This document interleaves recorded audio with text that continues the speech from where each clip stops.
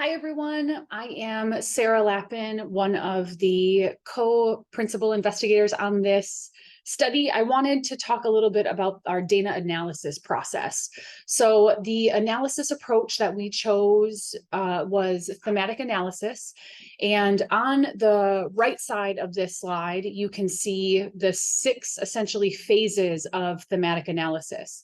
I won't belabor this process because it's less important than a lot of what my colleagues are talking about today in terms of the process of the larger community-based participatory research approach. Ultimately, what I want to highlight here is the iterative nature of thematic analysis. So really what that means is we repeatedly revisited the data.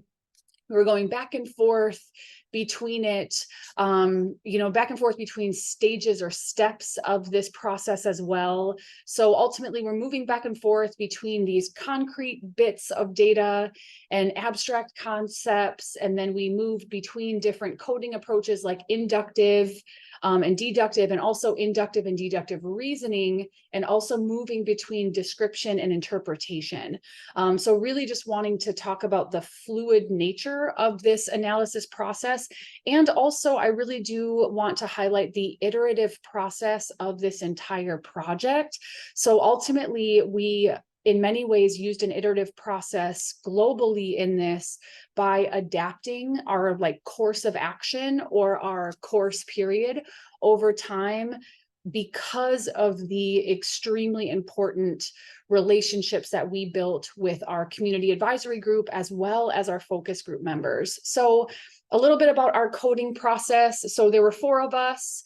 2 of us coded all of the transcripts, and then the other 2 coders performed more of what would be considered like a quality assurance check and familiarize themselves with the data so that they could engage in the checking process of the people who are analyzing the data. So like I said, we utilized thematic analysis.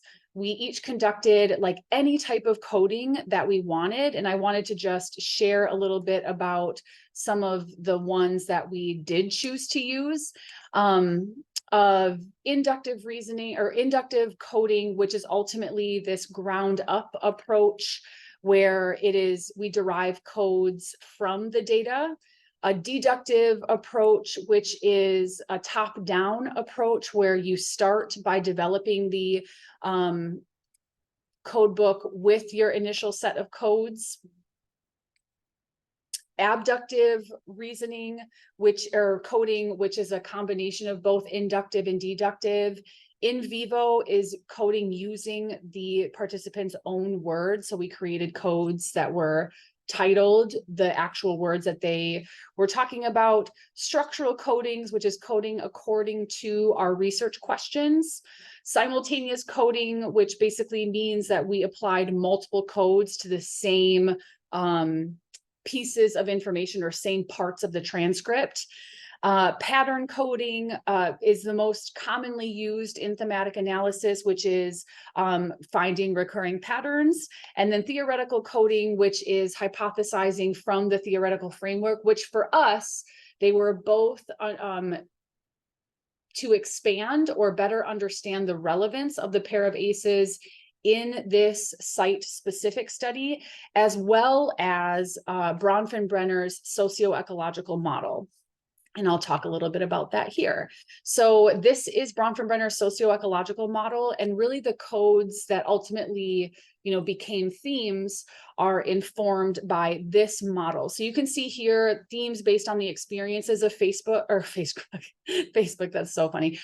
Focus group members are at systems levels. So here in Bronfenbrenner's socio-ecological model, you have the individual who is ultimately influenced by the interpersonal, which here we labeled family level.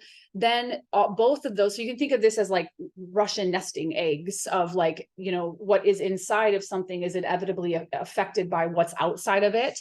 Then the community, which we have here as more neighborhood and community adversity as well as protective factors, organizational, which we have here as institutional, and then policy enabling environment as more of the structural. So we did look at what the after we were coding and when we were looking at themes, really wanting to focus on the expansion of and any sort of adaptations needing to be made to the pair of ACEs, we were really trying to look at it through a systemic lens. So ultimately, we derived two kind of sets of findings here with the experiences of the focus group members and then the recommendations of the focus group members, where they were cued essentially to describe an ideal neighborhood, and they talked about elements of the built environment, some that would be more so on that community organizational